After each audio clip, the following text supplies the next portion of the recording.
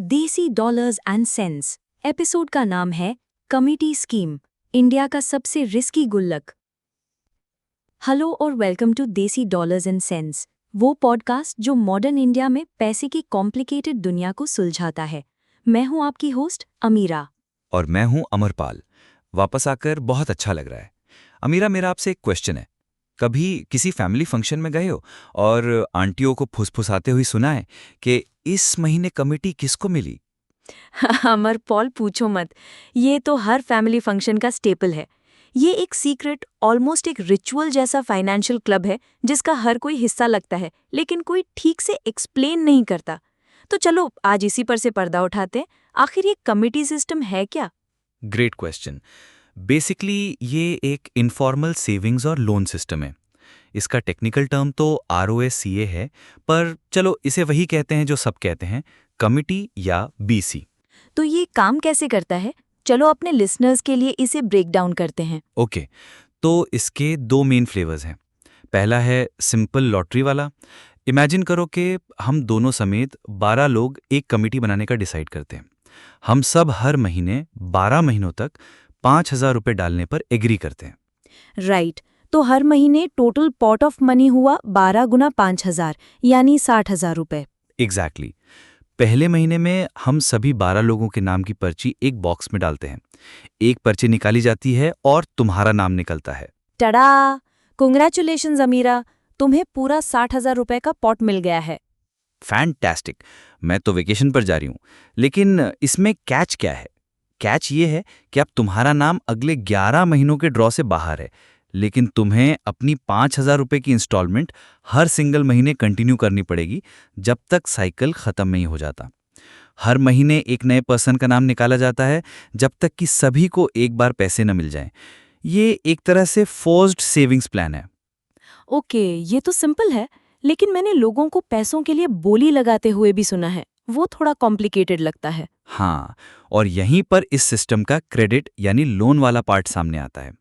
ये ज्यादा common auction based committee है। वही एग्जाम्पल लेते हैं, 60,000 रुपये का पॉट। लेकिन इस बार लकी ड्रॉ के बजाय ऑर्गेनाइजर पूछता है कि इस महीने पैसे की जरूरत किसे है। और आई अज्यूम जिसे सबसे अर्जेंट जरूरत होती है उसे पैसे मिल जाते हैं। प्रिसाइजली। मान लो तुम्हें घर की रिपेयर के लिए पैसों की जरूरत है। तुम कहोगी कि मैं 58,000 रुपीज ले लूंगी, जिसका मतलब है कि तुम 2,000 रुपये छोड़ने को तैयार हो। लेकिन फिर मैं आता हूं जिसे बिजनेस इमरजेंसी के लिए कैश चाहिए, और मैं कहता हूं कि मैं इसे सिर्फ 55,000 में ले लूंगा।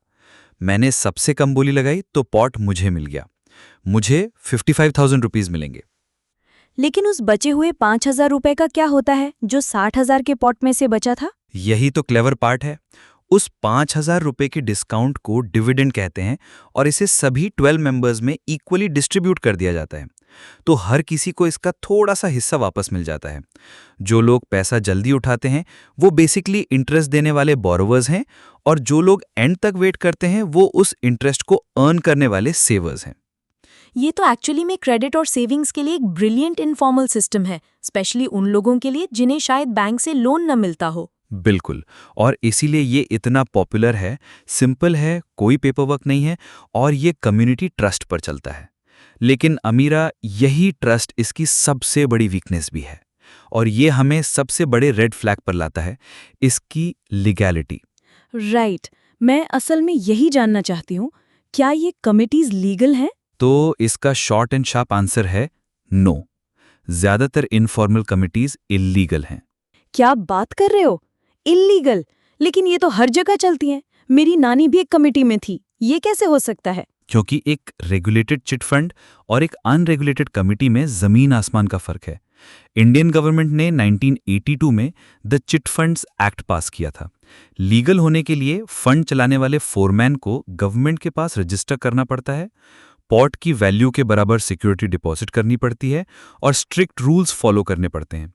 श्रीराम चिट्स जैसी बड़ी कंपनीज के बारे में सोचो, वो लीगल और रेगुलेटेड हैं। तो मतलब जो कमिटी मेरी पड़ोस वाली आंटी अपने लिविंग रूम से चलाती हैं, वो ऑलमोस्ट सर्टेनली एक अनरेगुलेटेड और इसीलिए इल्लीगल स्कीम है। उसमें कोई रजिस्ट्रेशन नहीं, कोई सिक्योरिटी डिपॉजिट नहीं, और मेंबर्स के लिए जीरो लीगल प्रोटेक्शन है। तो क्या होता है अगर ऑर्गेनाइजर बस पैसे लेकर गायब हो जाए? ऐसा तो बहुत होता है। और यही तो मिलियन रुपी क्वेश्चन है ना। लीगली आप बहुत टफ स्पॉट में हो। आप इंडियन पीनल कोड के तहत चीटिंग यानी सेक्शन 420 या क्रिमिनल ब्रीच ऑफ ट्रस्ट यानी सेक्शन 406 के लिए पुलिस कंप्लेंट फाइल कर सकते हैं। लेकिन क्योंकि ये एक इनफॉर्मल अनडॉक्यूमेंटेड एग्रीमेंट था, अपना केस प्रूव करना एक नाइटमेयर है। पार्टिसिपेंट्स को क्रिमिनल नहीं बल्कि विक्टिम माना जाता है, लेकिन पैसे रिकवर करना नेक्स्ट टू इम्पॉसिबल है। तो अथॉरिटीज इसे रेस्ट्रिक्ट करने के लिए क्या कर रही हैं? अगर ये इलीगल है और इतने लोग अपनी लाइफ सेविंग्स खो रहे हैं, तो श्योरली कुछ मेजर्स लिए जा रहे होंगे। हाँ, गवर्नमेंट इस प्रॉब्लम को दो तरफ से टैकल कर रही है। पहला है स्टिक यानी सजा। 2019 में गवर्नमेंट ने एक बहुत पावरफुल लॉ पास किया जिसे banning of unregulated deposit schemes act यानी बड्स एक्ट कहते हैं। ये कानून किसी भी तरह की अनरेगुलेटेड डिपॉजिट स्कीम चलाना एक क्रिमिनल ऑफेंस बनाता है। ये ऑर्गेनाइजर्स पर भारी फाइन्स और यहाँ तक कि जेल की सजा का प्रावधान करता है। तो वो पनिशमेंट को और स्ट्रिक्ट बना रहे हैं। और दूसरी स्ट्रैटेजी क्या है? वो है कैरेट यानी फाइनेंशियल इंक्लूजन को प्रमोट करना। गवर्नमेंट समझती है कि लोग इन कमिटीज की तरफ इसलिए जाते हैं क्योंकि बैंक्स तक उनकी रीच मुश्किल है। इसलिए जन धन योजना जैसे zero balance bank accounts, easy digital payments के लिए यूपीआई का स्प्रेड और फॉर्मल डिजिटल लेंडिंग को बढ़ावा देना, ये सभी इनिशिएटिव्स लोगों को एक सेफर लीगल ऑल्टरनेटिव देने के लिए हैं। इसके पीछे लॉजिक ये है कि अगर तुम्हें किसी फॉर्मल सोर्स से आसानी से छोटा लोन मिल सकता है, तो तुम एक इल्लीगल कमिटी में अपना पैसा क्यों रिस्क करोगे? तो लॉन्ग टर्म सोल्यूशन ये है कि फॉर्मल बैंकिंग सिस्टम को इतना एक्सेसिबल बना दिया जाए कि ये इनफॉर्मल सिस्टम्स खुद ब खुद ऑब्सोलीट हो जाए। एग्जैक्टली। ये एक स्लो प्रोसेस है, लेकिन लोगों को प्रोटेक्ट करने का यही एकमात्र रियल तरीका है। तो हमारे लिसनर्स के लिए फाइनल वर्ड क्या है? Be incredibly cautious. बहुत ज्यादा सावधान रहें। वो कमिटी जो आपका कोई ट्रस्टेड फ्रेंड चला रहा है सेफ लग सकती है, लेकिन वो लॉ पर नहीं, ट्रस्ट की फाउंडेशन पर चलती है।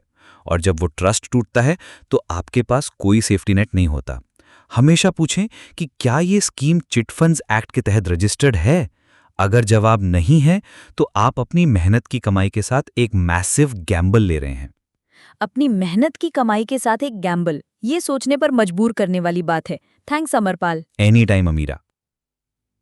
तो देसी डॉलर्स इन सेंस में आज के लिए बस इतना ही। अगली बार हमसे जुड़े जब हम फाइनेंशियल पजल के एक और पीस को डीकोड करेंगे। तब तक के लिए स्मार्ट रहें और सेफ रहें।